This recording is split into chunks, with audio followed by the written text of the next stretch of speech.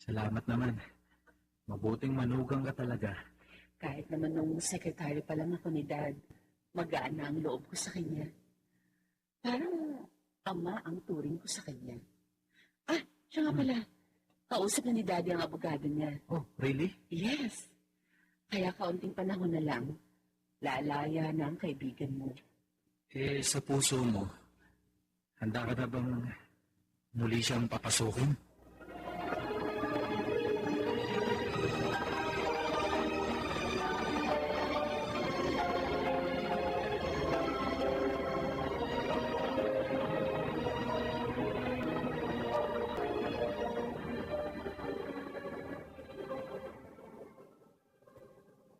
Wala na naman po tayong katulong, Mami. Ha? Inalisan na naman po tayo. Wisit talaga yung mga nakukuha nating katulong. Mga walang tiyaga sa trabaho. Walang ito eh. Baka po, nagtatakot sila sa inyo. Ay, bakit sila matatakot sa akin? Ha? Mami, huwag po kayong magalit, ha? Kasi po, madalas nila kayong makitang nagsasalitang mag-isa, tapos nagwawala kayo. Kalabaw sila eh. Para yun lang. Iiwan nila agad ang trabaho nila. Napakatanga ng mga yan. Paano na po tayo ngayon, Mami? No problem. Madali ko naman silang mapapalitan. May kukuha agad kita na magkakasama mo dito. Hindi po ba kayo aalis ngayon? Para Yes. mamasyal? Yes. May importante kong gagawin. Panahon na ng paniningil ngayon. Mami, Kaya ikaw, dumito ka lang, ha? Sandali lang si Mami. Babalik din agad ako, okay? sige po. Matutulog na lang ako sa room ko. Good. Isasara ko na lang po ang main door.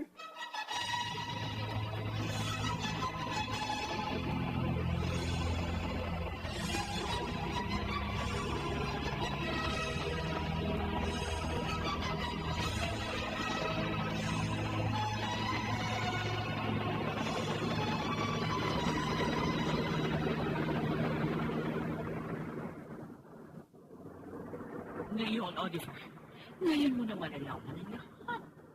Ipamumukha ko sa'yo ang lahat ng kasalanan ng dati mo sa amin. At ikaw, ang isa sa magiging kabayan nun. Sisiguruhin kong sa kulungan ka na mabubulok.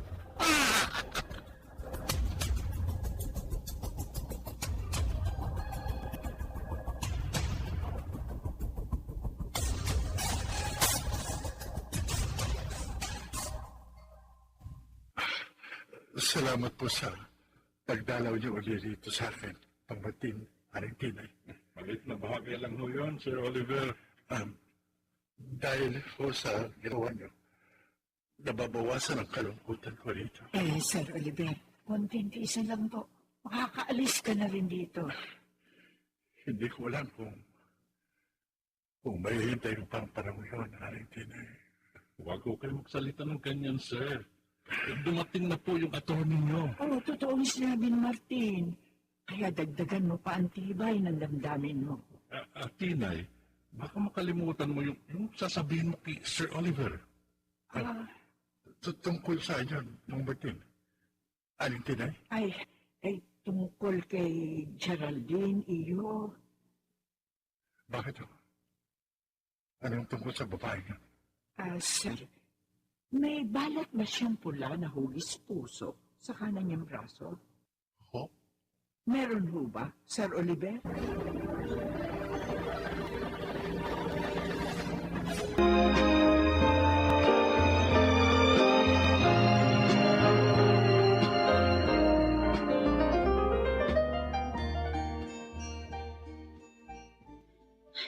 Salamat. Nakarating dito nang hindi nakikita ni Mommy. Nakalabas na rin ako sa compartment ng kotse niya. Kailangan hintayin ko siya makaalis dito. Saka ako magpapatulong para makausap si Daddy Oliver. Pagkatapos, bahala na kung paano ako. Basta, Kailangan makausap ko si Daddy. Ayokong isipin niyang ipinahama ko siya.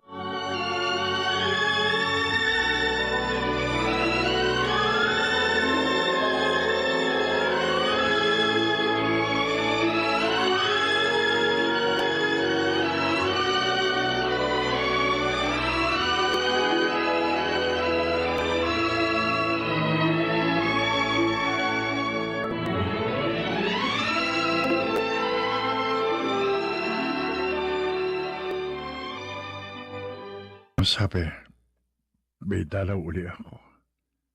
Sino naman kaya yan? Imposible namang nagbalik sina Aling Tinay. Alam ko na, baka si Limoyno.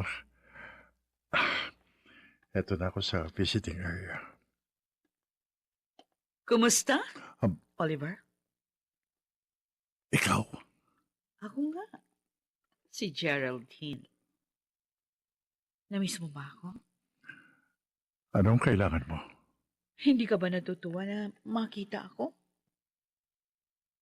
Matapos mo kong idiin sa mga pulis?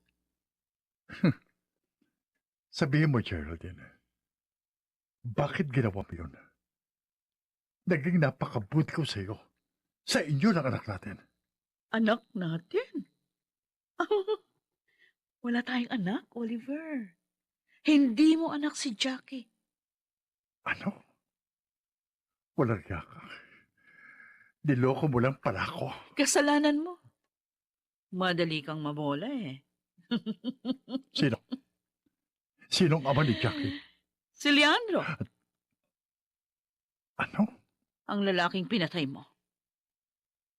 Kaya nga, ipinangamay ni Jackie. Dahil galit siya sa ginawa mo sa daddy niya. Alam mo, hindi ko pinatay si Leandro. At ikaw naman, naniwala sa drama niya. Winasak mo ang buhay at pangalan ko. Maging ang pamilya ko. Sabihin mo, bakit mo ginawa yun? Anong kasalanan ko sa'yo? Bakit? Malaki ang kasalanan sa akin ng daddy mo. Wala akong alam sa sinasabi mo. Kasi mapagmalinis ang daddy mo. Anong kasalanan yon?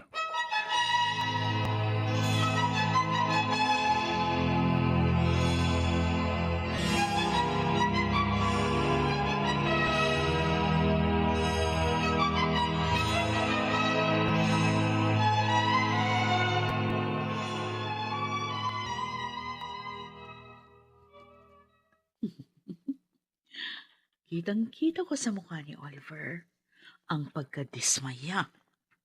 Lalo na nang malaman niya na hindi niya anak si Jackie. Buti nga sa'yo. Masaktan ka. Mawasak ang buhay at pamilya mo. Kahit pa ang career mo. Kulang pa yan sa mga tiniis ko dahil sa pagkawala ng mga magulang ko. Dahil kay Tandak Eleno. Geraldine, sandali lang. Sino ka ba? Teka, ikaw yung katulong ni na Oliver, di ba? Oo, ako nga. Si Tinay. Anong kailangan mo? Hinawakan mo pa yung braso ko. Hinawakan kita dahil gusto kong malaman kung may balat kang pula na hugis puso diyan sa braso mo. At nakita kong meron nga. Bakit alam niyo? Maaring hindi mo na ako naalala.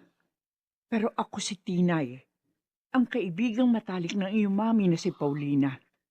Kayo yun? Oo, ako nga. Halos maglalabing 1 taong ka pa lamang noon. Huwag niyo akong bulahin. Hindi ako naniniwala sa inyo. Hindi ko ugali ang manloko ng tao. Kaya nga naging kaibigang ako ng mami mo. Ay, anong malay ko? Kung inutusan ka lang ng kampo ni na Oliver.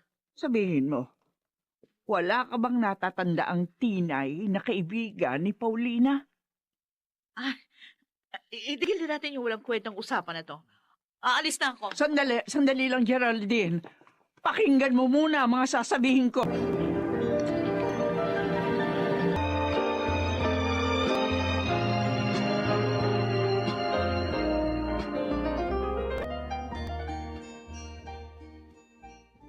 Ano? Magkausap sina Geraldine at Tinay ngayon? Opo, sir. Nagkakasing pagkatapos namin, siya naman ang nagpunta kay Oliver. Ang babaeng yun. Tiyak na pinahina na naman niyang loob ng aking anak. Hindi po namin alam, sir, kung ano man ang sinabi niya. Pero hinintay namin siya. Kaya nagkausap sila ni Tinay ngayon. Oh, makinig kaya kay Tinay ang babaeng yun. Tanggapin kaya niya ang paliwanag ni Tinay.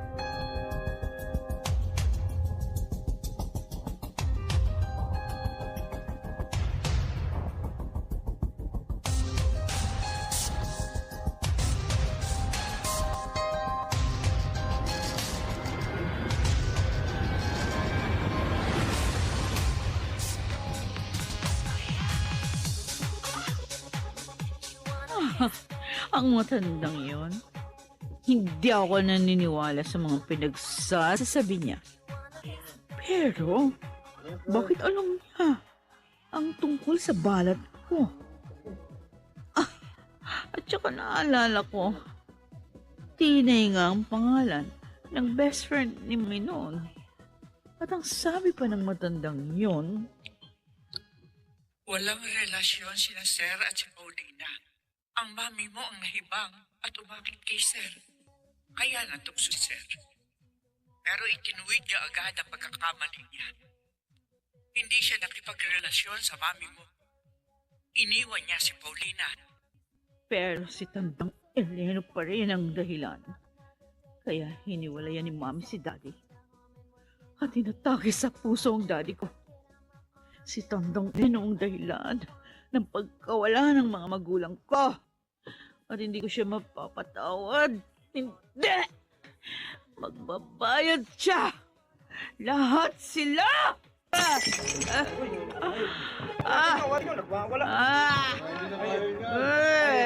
Ma'am, excuse me po.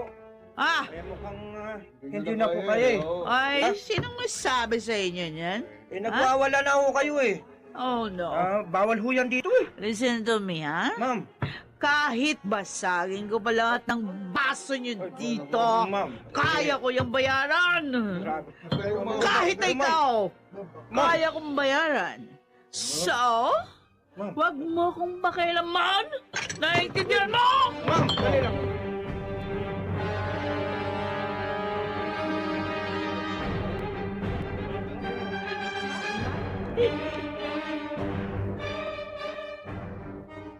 Hindi siya naniwala, Martin. Ayaw niya makinig. Nilukuban na ng puot ang puso at isipan niya, Tinay. Wala na tayong magagawa roon. Nalulungkot ako, Martin. Gusto ko matulungan ng mag-ama. Wala silang kasalanan. Lalo na si Oliver. Mabuti pa, Tinay, umuwi na muna tayo para malaman ni Sir Eleno ang lahat. Sandali lang po, Ale, Mama. Tinay, may batang tumatawag sa atin. Oo nga. Sino ka ba, ha? At anong kailangan mo sa amin?